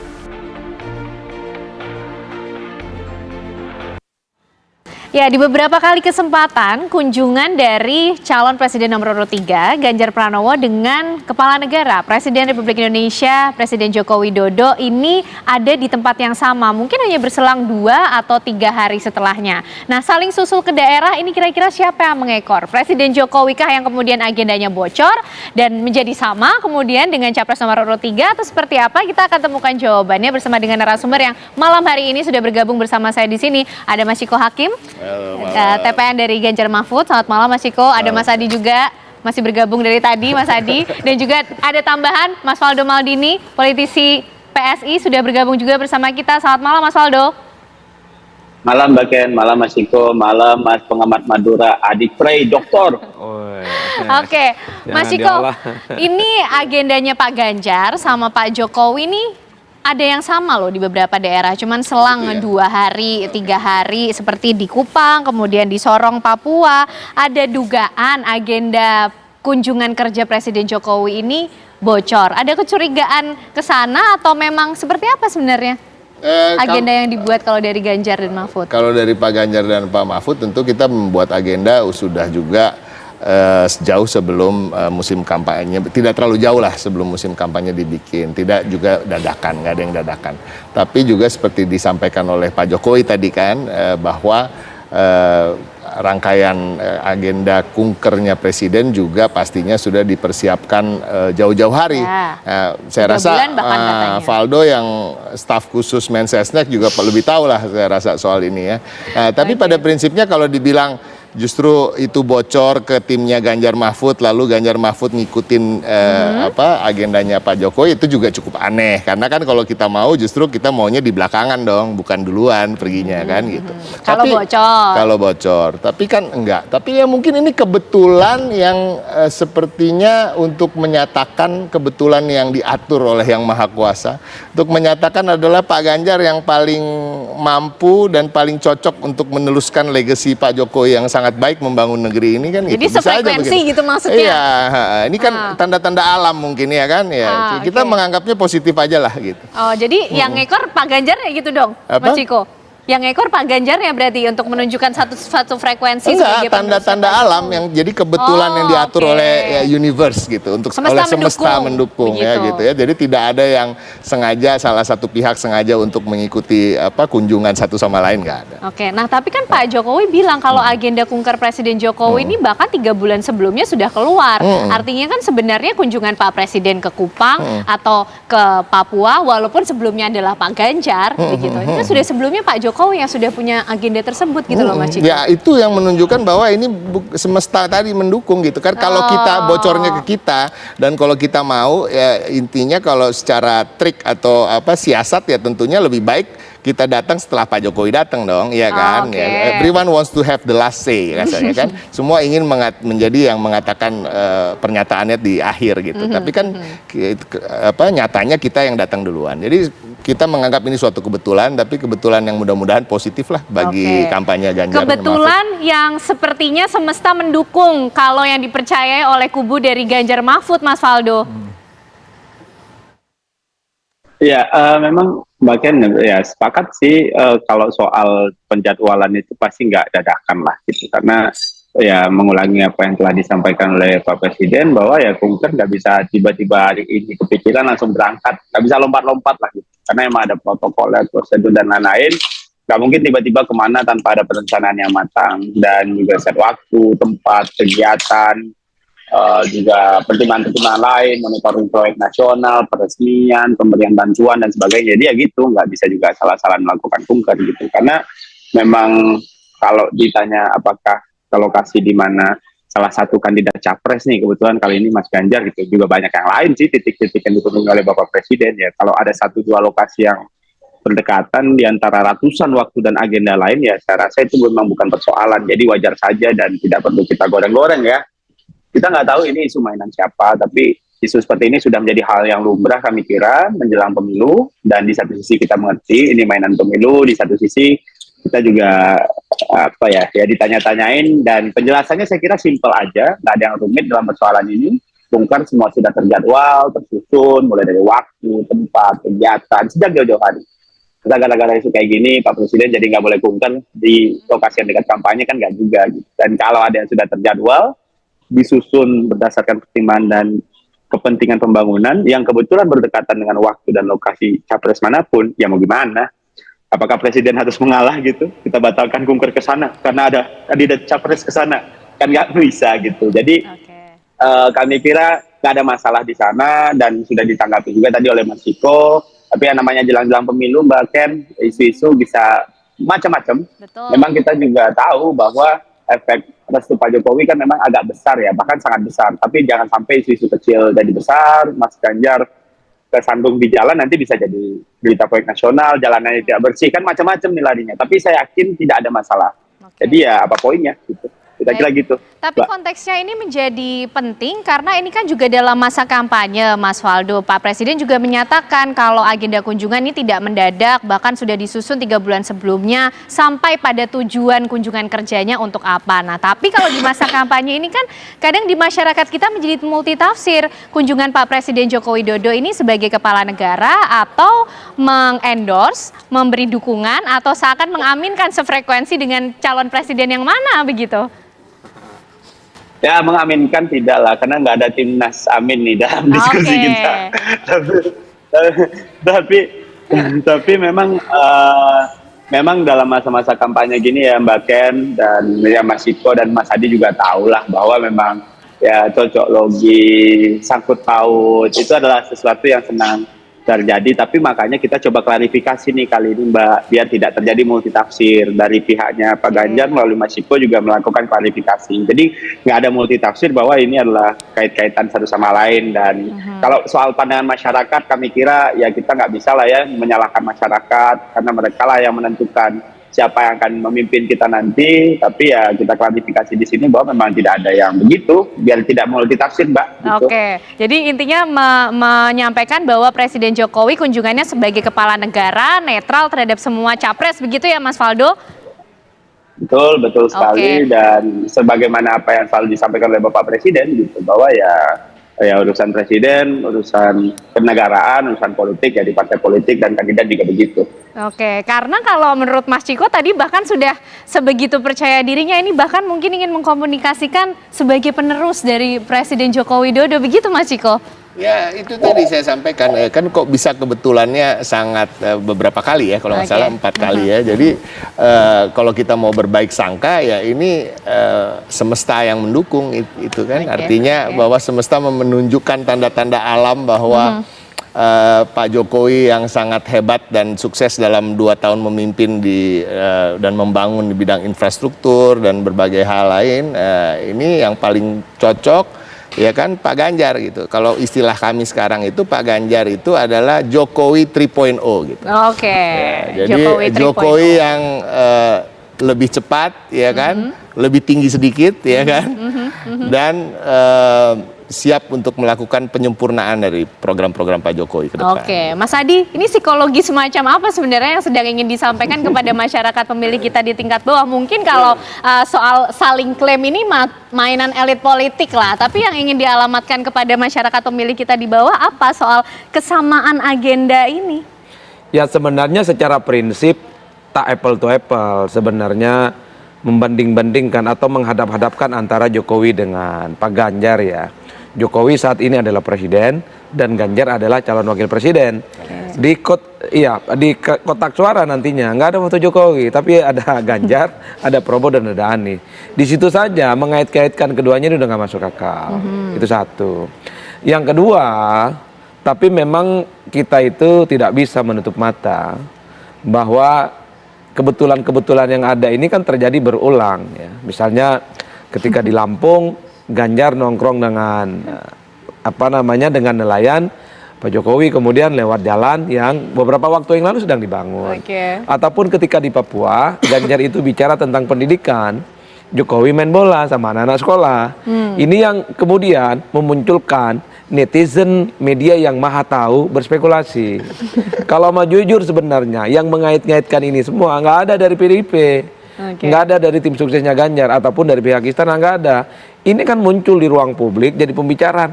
Kok ini kebetulannya 4 kali? Nah kan itu saja. Nah netizen yang maha tahu inilah kemudian cari pembenarannya, cari argumen di mana-mana. Seakan-akan peristiwa politik yang 4 kali kebetulan ini nggak kebetulan, tapi sengaja dibetul-betulkan gitu. Apalah judulnya. Makanya malam ini ada untuk mengklarifikasi begitu kan? Iya, dan bagi saya sih ya udahlah apapun yang terjadi, mau ini apakah ada kebocoran soal jadwalnya presiden atau kemudian Pak Jokowi yang dianggap ngikutin Ganjar, itu bagi saya udah nggak terlampau penting. Ini masa kampanye, kalau didatangi oleh calon siapapun, mengendorse siapapun, terima, kalau nggak usah dipilih, nggak usah ribut-ribut. Orang sudah tahu Jokowi udah nggak mendukung Ganjar kok, udah di situ saja perdebatannya selesai. Jokowi itu pasti mendukung Prabowo dan Gibran, bukan yang lain. Oleh karena itu, saya kira yang menjadi menarik ke depan adalah bagaimana di sisa waktu kampanye ini, semua calon dan kompetitor ini berkampanye dengan baik, jangan melanggar aturan, tanding ide dan gagasan dalam perdebatan yang 5 kali dilaksanakan oleh KPU. Oleh karena itu saya membaca ya, yang heboh dan rame ini kan antar paslon. Bang Kiko dan Bang Faldo hampir tiap hari klarifikasi, hampir tiap hari tawuran opini. Calonnya satu sama yang lain nyaris tidak pernah terjadi serang menyerang secara terbuka. Ini yang ikut pemilu antar paslon ataukah antar tim sukses, ini yang repot membedakannya sekarang. Itu yang saya kira bahwa Ganjar dibuntuti atau Ganjar yang kemudian dapat bocoran soal jadwal kunjungan kerja presiden. Ini kan semuanya yang meramaikan di luar hal-hal yang saat ini menjadi aktor utama dalam pilpres. Capresnya aja adem kok satu sama yang lain. Pak Mahfud ketemu dengan Anies, kemudian ketemu dengan siapa lagi, Pak Prabowo, ketemu dengan Gibran, Ganjar dengan sama yang lain, saling hangat dan saling puji. Tapi gini Mas Adi, ketika tadi Mas Ciko kemudian menyebutkan kebetulan ini kan menjadi faktor luck juga ya untuk Pak Ganjar. Ini sefrekuensi bahwa bisa meneruskan Pak Jokowi, versi penyempurnaan dari Presiden Jokowi. Nah Mas Adi menangkapnya seperti apa kalau di ranah pemilih masyarakat bawah kita ini? Apakah memang pesan itu juga yang akhirnya akan ditangkap oleh masyarakat bahwa Ganjar ini adalah penerusnya belakangan ini Jokowi? Ken, saya menangkap ada model komunikasi politik yang agak sedikit berubah dari teman-teman PDIP. Dulu kan sangat agresif ya, semacam head to head dan berantagonis dengan Pak Jokowi, dan dalam banyak hal memang itu nggak produktif. Belakangan PDIP mengakui sedang patah hati, sedang tak nyaman memang dengan PDIP, tapi pada saat yang bersamaan mereka mengatakan tetap I love you full ke Jokowi. Begitupun ketika Bang Kiko ngomong ini adalah tanda-tanda alam, ini kan soal universe yang berpihak bagaimana Pak Jokowi ini nggak bisa jauh dari Pak Ganjar. Ini kan bahasa komunikasi politik supaya pemilih Pak Jokowi yang ini hampir pindah, bahkan ada yang pindah ke lain hati, balik lagi ke dalam gitu loh. Kan itu saja sebenarnya kalau dalam teori komunikasi politik. Ini yang disebut dengan one to many. Jadi satu pesan politik yang disampaikan ini adalah ingin menyebar ke berbagai kanal-kanal sumber-sumber politik yang selama ini karena sikap komunikasi politik dari teman-teman PDIP yang dianggap terlampau agresif kepada Jokowi berubah secara total. Itu secara politik ya. Apakah itu akan terjadi positif atau tidak? Ya kita tinggal tunggu waktunya. Nah itu yang harus dijawab oleh Mas Ciko nanti. Ini kayaknya ada perubahan strategi atau perubahan treatment dari yang kemarin kayaknya agak agresif, mengkritisi, kemudian sekarang sepertinya berbalik mengikuti atau mendukung apa yang dilakukan Pak Jokowi, tapi dijawab nanti ya Mas Ciko, Mas Adi, Mas Faldo. Kita akan kembali usai jeda pemirsa.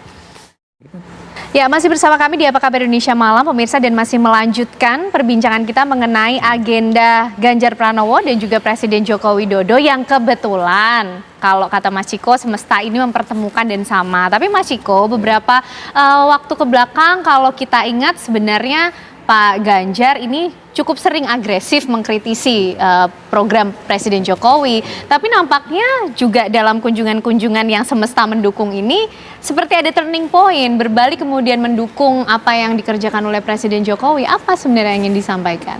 Kalau kita dibilang banyak mengkritik kemarin-kemarin itu kan memang karena ada insiden-insiden, ada kejadian-kejadian yang memang perlu dikritik secara keras. Kita harus akui bahwa putusan MK, kemudian rekomendasi MK ya kan, kemudian ada beberapa kejadian di mana baliho diturunkan dan ada baliho juga yang dipasang oleh aparat dan lain-lain. Nah, sebenarnya kritik-kritik itu, tapi kan kita ketahui Partai PDI Perjuangan ini sebagai partai yang memang menjunjung tinggi soal demokrasi ya, partai yang banyak berjuang di Orde Baru untuk tercapainya reformasi. Jadi memang itu sudah menjadi DNA dari PDI Perjuangan. Tapi kalau kita bicara pembangunan, kita bicara pencapaian-pencapaian Presiden Jokowi selama 2 periode ini, kita adalah bagian dari itu. Ya, PDI Perjuangan adalah bagian terdekat dengan Presiden soal itu. Kami yang mencalonkan beliau, beliau adalah kader kami. Nah, dan kami juga yang memastikan program-program beliau selama 2 periode ini berjalan dengan lancar gitu di DPR maupun di eksekutif. Nah ini yang kami juga ingin sampaikan. Jadi sebenarnya kalau dibilang ada perubahan cara dalam komunikasi politik, tidak terlalu signifikan perubahan caranya, tapi lebih kembali ke laptop ya, kembali ke core-nya, bahwa memang visi misi kami pun juga adalah visi misi yang menyatakan soal keberlanjutan dan percepatan dari berbagai program beliau. Jadi kayak kita datang ke IKN itu bukan tiba-tiba, bukan serta-merta gitu, tapi memang sudah ada di dalam visi misi kita yang udah kita bikin sebelum musim kampanye dimulai gitu. Nah itu yang hal-hal yang ingin kita tekankan sekarang justru, dan kita juga ingin mengingatkan pada masyarakat bahwa kalau memang masyarakat mendukung dan approve of what Jokowi has been doing, apa yang telah dilakukan Jokowi selama ini, sosok yang paling pantas untuk melanjutkan itu semua adalah Pak Ganjar, ya kan, bukan Pak Prabowo gitu. Pak Jokowi yang suka belusukan, ya kan, Pak Ganjar ini suka belusukan plus nginep di rumah warga, ya kan. Pak Jokowi yang gesit, ya kan, kurus tinggi, ya Pak Ganjar lebih tinggi sedikit kan gitu tadi saya sampaikan. Jadi ya Jokowi 3.0 lah. Jadi kalau memang mau melihat siapa yang bisa melanjutkan apa yang telah dicapai oleh Pak Jokowi, ya harusnya otomatis memilih Pak Ganjar gitu ya. Sementara kan Pak Prabowo sendiri 2 kali melawan Pak Jokowi. Dia juga 2 kali mengatakan dia anti yang namanya kartu-kartu itu kan, sampai ada pidatonya yang diulang-ulang diviralkan. Dan dia juga mengatakan tahun 2030 Indonesia akan bubar karena kalau yang dipilih adalah Pak Jokowi, tapi sekarang menuju Indonesia Emas 2045. Nah ini hal-hal yang sebenarnya kita hanya coba untuk menyampaikan ke masyarakat, ayolah buka matanya. Kalau memang kita mengakui apa yang sudah dicapai oleh 2 kali pemerintahan Pak Jokowi yang didukung penuh oleh PDI Perjuangan ini berhasil, ya tinggal dilanjutkan aja oleh Pak Ganjar. Oke, baik. Sebenarnya. Mas Faldo, nampaknya juga ada calon presiden yang memanfaatkan betul momentum kesamaan agenda kerja atau kunjungan dari Presiden Joko Widodo. Mas Ciko jelas-jelas menjelaskan dan mengklaim itu juga bahwa Pak Ganjar ini sefrekuensi loh dan menerusnya Pak Joko Widodo. Nah, momentumnya ini kan menjadi penting, Mas Faldo. Iya. Kalau menurut kamu ya mau ya Pak Ganjar adalah Jokowi 3.0, silahkan gitu. Dan tanda-tanda alam tadi yang disampaikan Ciko juga yang monggo gitu. Mungkin akan terlihat ya kalau tadi kita sempat diskusi siapa yang ngekor, kelihatan yang ngekor itu siapa gitu. Tapi ya pada intinya sih kita mungkin melihat lebih secara objektif saja gitu, karena kita bisa melihat bahwa ini perlu kita bawa ke diskusi yang lebih rasional ataupun tidak rasional gitu ya. Jangan kita giring ke arah irasional lah kalau menurut saya. Tapi ya terlepas lagi-lagi namanya juga strategi Mbak Ken, dan kita tahu setiap capres punya strategi masing-masing, termasuk juga Pak Anies, termasuk juga Pak Ganjar, termasuk apalagi Pak Prabowo gitu. Jadi apakah ini menjadi pertarungan yang menjadi siapa yang paling Jokowi gitu? Tentu tadi Mas Iko menyampaikan argumentasinya gitu bahwa Pak Ganjar lah gitu. Tapi kan di sisi lain yang paling penting dalam kunker ya, kalau Pak Jokowi kunker dekat sama Pak Ganjar, ya itu nggak ada meaning apa-apa gitu. Itu pure kunker aja gitu Mbak, yang ingin kita sampaikan gitu. Dan kalau tiba-tiba nanti Pak Prabowo juga dekat kunkernya atau Pak Anies juga dekat kunkernya gitu, ya itu it's just a kunker gitu. Itu hanya kunker aja. Dan kalau mau diinterpretasi bahwa ya ini Pak Ganjar dan sebagainya, nggak apa-apa ya, itu fair lah untuk dilakukan oleh setiap tim sukses. Yang tadi Mas Adi bilang bahwa yang ikut kampanye itu cuman presiden dan wakil presiden, kita juga tim sukses juga ikutan sih Mas, sebenarnya partai politik juga ikutan Pak Dokter. Dan kalau seandainya kita memberikan, misalnya kita berbicara dalam perspektif memberikan pendidikan politik gitu ya, pendidikan politik seperti apa yang kita berikan kepada masyarakat, I think ayo kita coba let's move. Dan kalau seandainya Pak Ganjar merasa menjadi Pak Jokowi 3.0 hanya karena kunker tadi dan kampanye dekat lokasinya, ya silahkan, monggo, tidak masalah gitu. Oke, Mas Faldo, tapi gini, kalau paling tidak acuan saya mungkin dari 2 tempat saja ya, di Kupang dan juga Sorong. Ini Pak Ganjar pada 3 Desember, Pak Jokowi 5 Desember di Kupang. Kemudian di Sorong Pak Ganjar 20 November, Pak Jokowi 22 November. Apakah ketika Pak Ganjar kemudian dengan percaya diri, oh ini saya paling Jokowi loh, meneruskan program Jokowi. Tapi kemudian Pak Jokowi tadi Mas Waldo juga bilang netral kok, tidak mendukung siapa-siapa. Ingin mendinginkan apa yang sudah dipanaskan oleh Pak Ganjar. bilang dia dukung Bagaimana Mas Waldo? Enggak, sebenarnya nggak ada yang perlu didinginkan atau yang dipanaskan sih Bagen gitu ya. Tapi ya semuanya itu punya strategi lah. Tapi ada yang saya kira ya mungkin Presiden pasti clear netral lah sesuai dengan menjaga marwah. Sampai hari ini kita tidak pernah mendengar Presiden Jokowi mendukung siapapun. Bicara Tapi kalau ada staf khusus Mensesnek atau Valdo Maldini sebagai caleg PSI nih? Iya, nggak ada Mas Ciko. Maksudnya nggak ada statement kan nggak ada sebenarnya. Kita harus akui lah gitu. Kalau ada mungkin udah lain lagi strateginya nih Mas. Karena kan memang strategi bisa berganti. Tapi dalam artian bicara soal kerja instrumen kenegaraan Bapak Presiden Jokowi, kita sama-sama menghormati, dia clear lah dan netral gitu. Ya pengen juga sih Mas, saya kan partai saya sebenarnya dukung Pak Prabowo nih, bisa juga saya giring-giring cocok logis sebenarnya, tapi ya sudahlah Mas gitu, kita coba yang pakai yang rasional aja, bahwa memang keberlanjutan adalah sebuah keharusan dalam republik kita gitu. Ya mungkin yang punya narasi perubahan mungkin yang mungkin nggak masuk di game ini gitu, dan dalam artian penting gitu kita melihat siapa yang paling benar-benar bisa melanjutkan kinerja Pak Jokowi gitu. Kita bisa dari programnya, dari bagaimana metodenya gitu, bagaimana caranya Pak Jokowi mengeksekusi sesuatu, dan bagaimana Pak Prabowo juga termasuk orang yang terlibat dalam Kabinet Indonesia Maju Jilid 2 bersama-sama, tentunya ada PDIP di sana, ada PAN di sana, ada PKB di sana, dan semuanya gitu.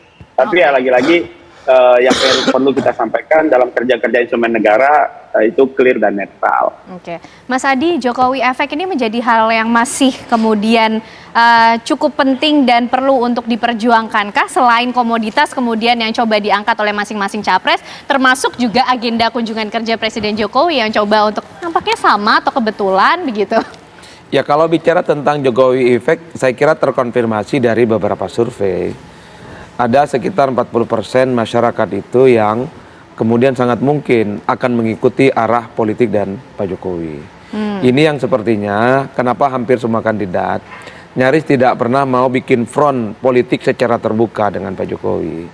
Artinya apa? Di tengah approval rating, tingkat kepuasan yang tinggi, mengkritik Jokowi secara terbuka itu justru feedbacknya negatif bagi yang mengkritik. Oleh karena itu di kubu Amin sekalipun mengkritik Jokowinya pun setengah hati.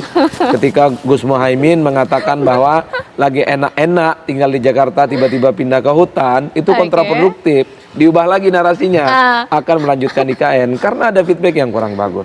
Dalam konteks itu saya melihat memang sampai batas tertentu semua paslon ini mencoba untuk menjadi paling Jokowi di antara yang lain.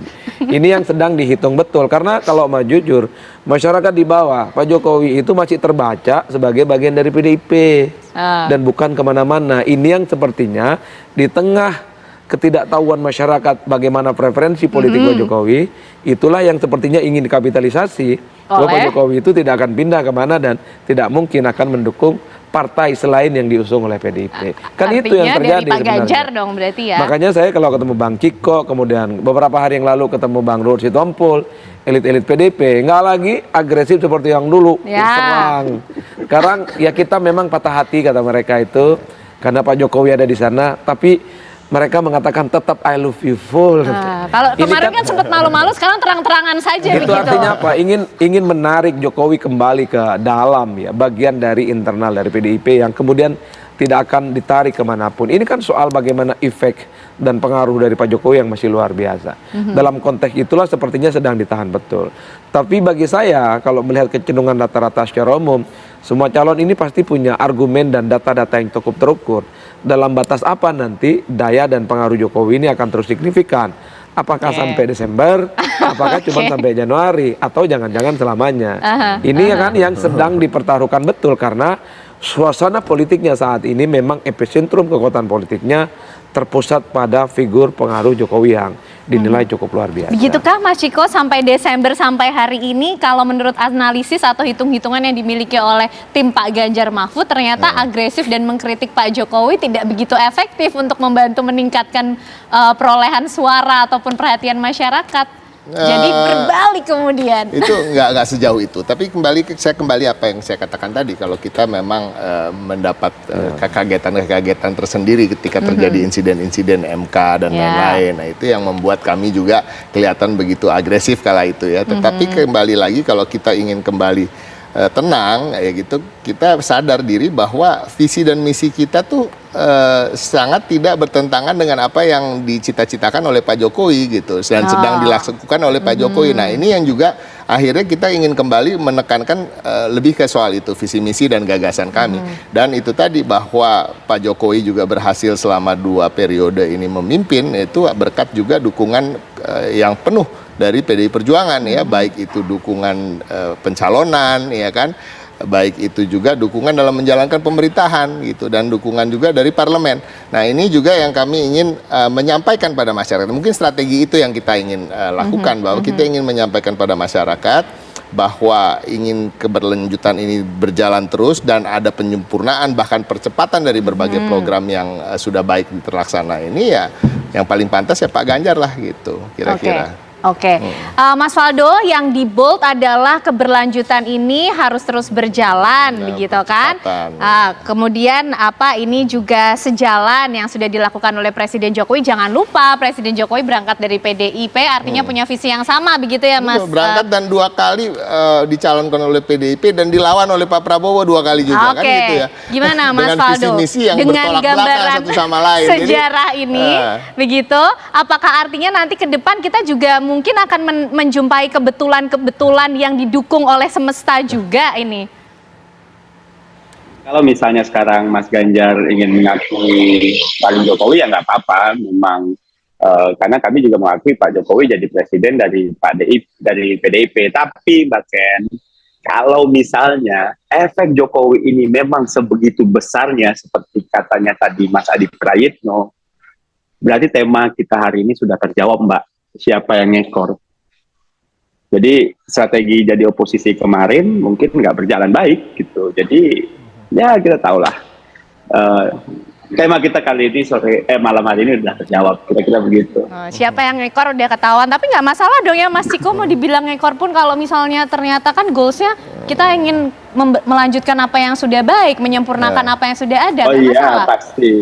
Jadi gini, saya kan nggak pernah dari pihak PDI Perjuangan sendiri maupun dari pihak TPN tidak pernah ada yang mengatakan Pak Jokowi ngekor atau kita ngekor. Jadi sebenarnya, tapi seperti kata Mas Adi Pray tadi, bahwa memang ini kan netizen yang maha tahu, media yang maha tahu ini ingin menciptakan suatu ya kan isu-isu, dan akhirnya kita diundang ke sini untuk membicarakannya. Nah, jawaban saya adalah ini semesta ya kan. Tapi kan kalau kita ngekor mestinya juga kita bukan yang datangnya duluan, kita datangnya belakangan dong kalau ngekor ya. Tapi itu nggak usah dibicarakan Mas lagi. Faldo. Tapi pada prinsipnya itu tadi, Faldo ini terlalu kaget tadi dibilang bahwa Pak Prabowo 2 kali lawan Jokowi, ya kan 2 kali menghina-hina Pak Jokowi. Dia terlalu kaget, jadi dia bingung dia mau jawab apa. Akhirnya dia menjawab hal-hal yang saya tidak katakan tadi soal ngekor-ngekor kan gitu.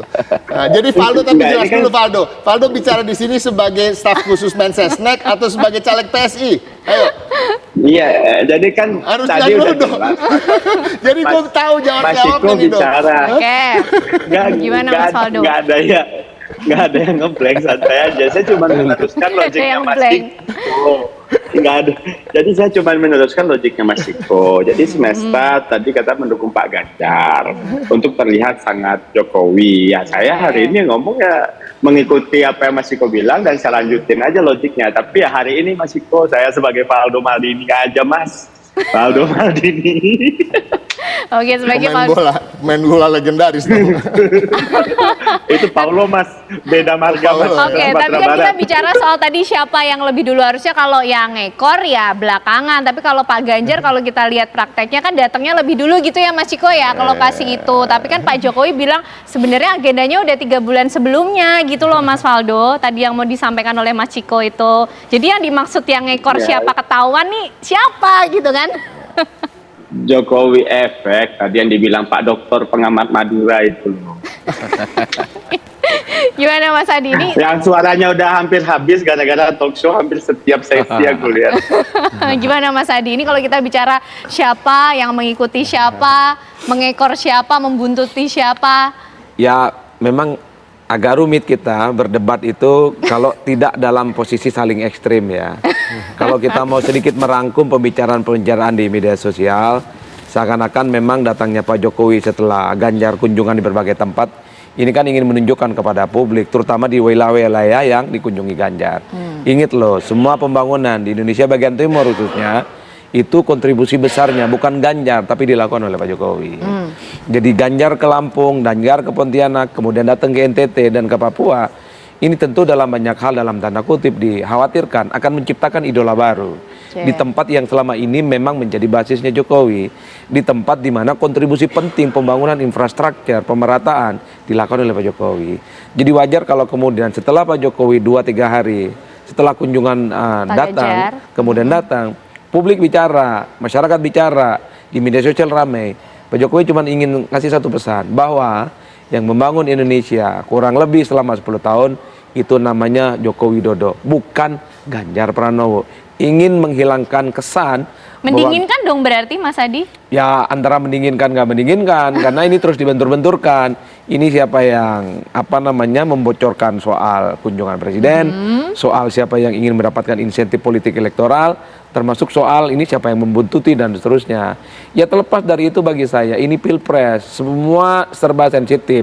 Jangankan bicara tentang kunjungan Jokowi yang hampir bersamaan dengan Pak Ganjar, sandal jepit aja kalau dipasang oleh Pak Ganjar dan Pak Jokowi itu mirip, itu dikait-kaitkan seakan-akan sebagai tanda-tanda alam, kan begitu. Udahlah, ini soal bagaimana membangun narasi positif dan mendapatkan dukungan politik elektoral, terutama dari efek Pak Jokowi. Karena saya membaca epicentrum dari semua perdebatan tentang pilpres, memang magnet Pak Jokowi nggak bisa dilepaskan dalam konteks ini. Wajar kalau segala sesuatu dikaitkan dengan Jokowi, wajar kalau segala sesuatunya itu dinegasikan, segala sesuatunya juga dikait-kaitkan dengan Pak Jokowi. Waldo bagi komen aman komentarnya. Oke, nanti ada forum yang lebih tidak aman lagi untuk bisa memainkan perannya masing-masing secara lebih jelas. Tapi kita tunggu nanti bagaimana agenda dari para capres, termasuk juga kita ikuti terus kunjungan kerja dari Presiden Jokowi dan tujuan-tujuan yang sudah jelas tentunya. Nah, itu akhir perbincangan kita. Terima kasih Mas Ciko, Mas Adi, Mas Faldo sudah bergabung malam hari ini. Menarik sekali perbincangan kita. Yes, singkat saja. Mas Faldo, oke, terima kasih Mas Faldo.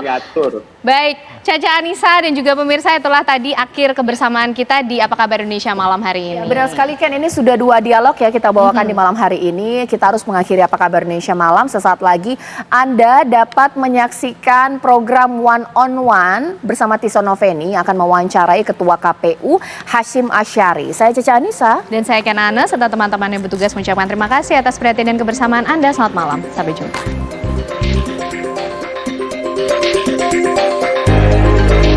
Jumpa. Kalau siaran sampai malam gini, biasanya badan aku terasa capek. Supaya badan aku tetap bugar, aku selalu berusaha penuhi kecukupan cairan dan mineral tubuh. Nah, makanya aku selalu minum Le Mineral yang diambil dari sumber mata air pegunungan dengan kandungan mineral esensial seimbang yang berkualitas. Le Mineral kemasannya juga ditutup berlapis loh, bukan cuma disegel, tapi botolnya juga keras sebelum dibuka. Bikin kita ngerasa aman, bebas dari pemalsuan. Aku tadinya nggak bisa minum banyak.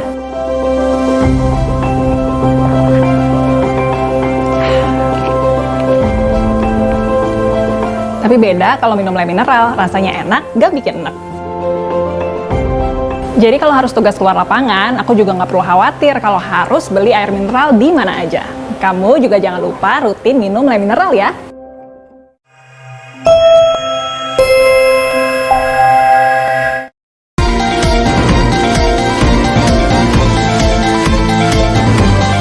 Anda baru saja menyaksikan Apa Kabar Indonesia Malam, didukung oleh Morinaga, Mori Grow.